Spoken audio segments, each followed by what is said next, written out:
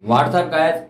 The iQOO TWS Air Pro features an in-ear design that looks identical to Apple's AirPods.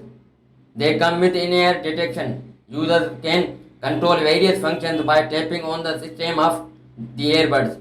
The audio device is IP54 rated water resistance. In terms of audio, the iQOO TWS Pro are equipped with a 14.2 mm dynamic driver with a full range diaphragm and custom rear cavity. It features active noise cancellation of up to 30 dB.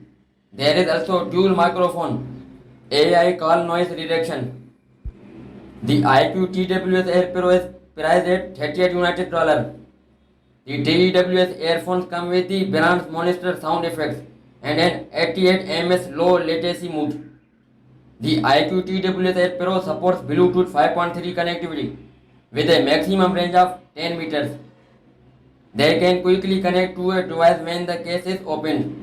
It is claimed to offer a battery life up to 30 hours with the charging case. Each earbud is said to offer 6 hours of usage. Available in white and black yellow colors. That's all for now and thanks for watching. Guys, if you like my video, please subscribe my channel. Thanks.